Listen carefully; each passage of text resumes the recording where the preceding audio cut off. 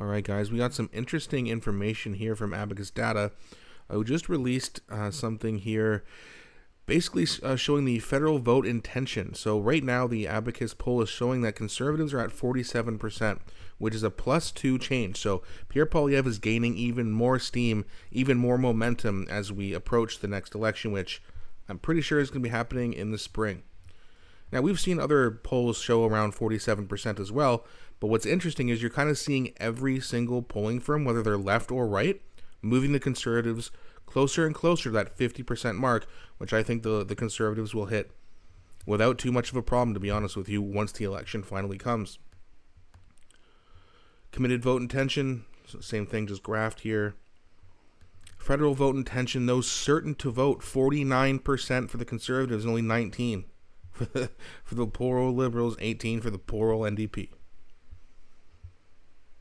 I mean, that's 30 points.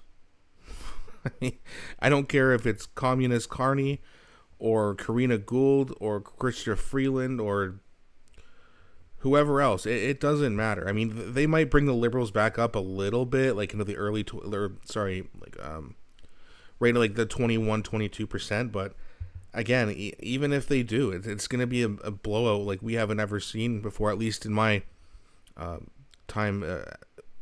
short time being involved with politics. But I mean, I've seen polls from like 2015. I know Trudeau only won the last election by like 31% of the votes, I believe. So I haven't seen anything like this. I know the Conservatives, I think they were down to like 3 seats in 1993, but that was like, it was over 30 years ago. I was just a toddler back then, so I wasn't paying too much attention, of course. But in recent history, I mean, this is by far the Conservatives have ever done. 30 points for the Conservatives? I mean, that's a crazy lead right there, and we're all happy to see it. Committed vote intention by province. So again, BC at 50%, Alberta 64%, the Prairies 58%, Ontario 49%, Quebec even at 31%, with the Bloc at 36%, and even Atlantic Canada, who's a very liberal part of the country. Even they're at 44% conservative. I mean, there's not a single province where they're going to be winning, and even when they do win, like a lot of the votes, those are coming from major cities, or at least major cities out there. They're all concentrated votes, so they're not even going to be split around the province like the conservative vote is, which means they're going to win a lot of seats out there. Federal vote intention by age, and again, every single age group is approaching 50%, 60 and over. The boomers, even boomers who are a lot. I mean, let's be honest, that's where the liberals get their most amount of their support. But even boomers, a lot of you guys are boomers, and I really appreciate your comments and your feedback, and I appreciate you guys watching and subscribing to my channel. So I know most of you guys are conservative, but the liberals do pretty well there comparative to all other age groups. Even 18 to 29, their future has been destroyed, and they're done with the liberals. Some have moved over to the NDP, but most are going to vote conservative, which is great news. Federal vote intention by gender. Even the females are done with Mr. Feminist, or the so-called feminist. Males 51%, female 44%. A lot more females have moved over to the NDP than males have. But either way, they're moving away from Team Red, and that's just great news. Direction of the country.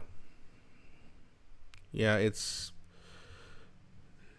a little bit of an uptick for Canada. In terms of the world, it's kind of stayed the same. But I think this 4% uptick comes from the fact that Justin Trudeau announced his intention to resign.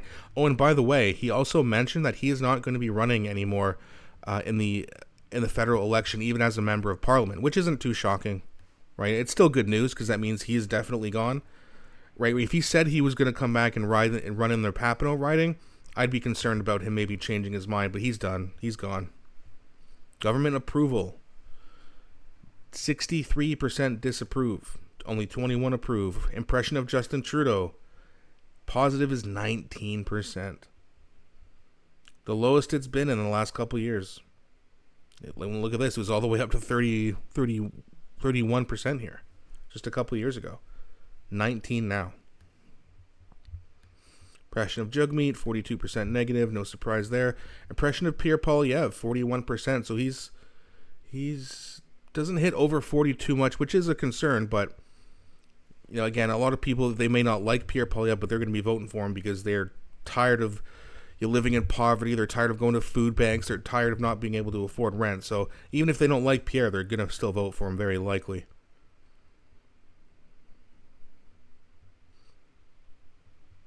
Okay, yeah, these are just kind of more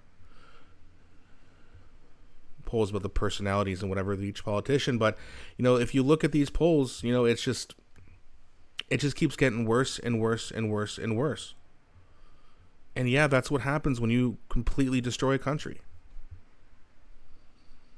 I don't care who it is that comes in, like I said, it's not going to get any better, or at least significantly better. You might see a very small uptick, but it's not going to last. The Liberals are done.